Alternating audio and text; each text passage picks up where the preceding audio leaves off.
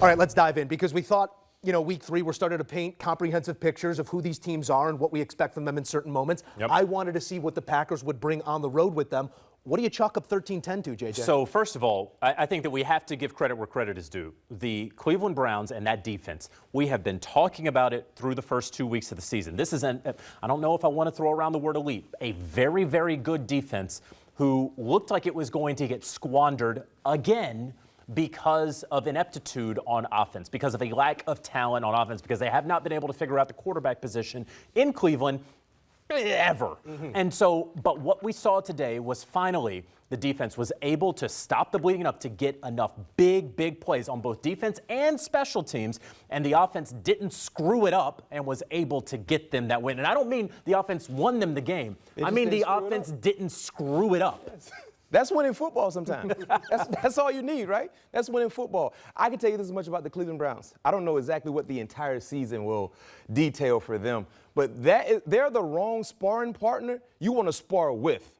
Because if you're not careful, they will put you on the canvas if you have championship-like aspirations. So what happens is with the Cleveland Browns, because you look at their style of play in the first 2 weeks, it's kind of boring. Yep. They don't have any entertaining-ish to their offense, and they play good defense. But usually the defense does what? They wear down.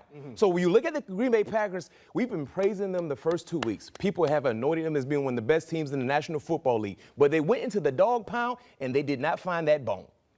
And that has been the calling card for the Cleveland Browns. Think about it. Because Cleveland should have won in week 1 against the Cincinnati Bengals. And then the defense wore down against the Baltimore Ravens. Yeah, 0-2 despite allowing 383 total yards through 2 weeks. To your point, this defense has been bowing up. Finally, they get enough to complement them in a winning effort. Ben, when the Green Bay Packers turn on the tape here and they look at where they went wrong, where did they maybe leave points out there today? BMAC, I think you just hit it, right? In the NFL, the margin for error is so small, right? So at the end of the day, the ball is the most important thing in this league. And if you're Jordan Love, you're this Packers offense there at the end of the game, take care of this ball, right? Yeah.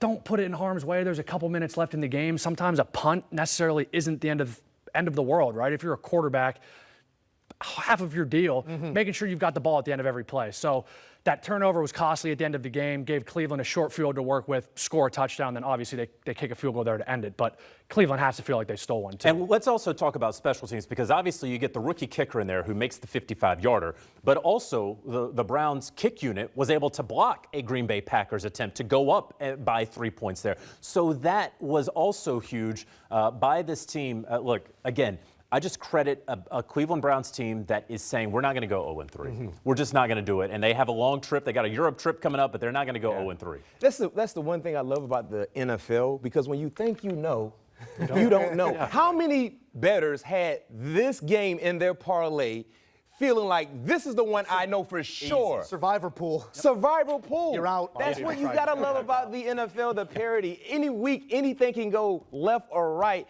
And that's why you got to watch the game. The game has to be played regardless of all the analytics and what this person is saying about that person. You have to watch the game. And you got to protect that pill. Worth millions? The ball is worth millions. Yes. Let's take a look at some numbers coming off of this one. Jordan Love was doing just that. Consecutive games without an INT. Love has his 9-game streak snapped at an inopportune time and ultimately cost Green Bay a 3-0 start.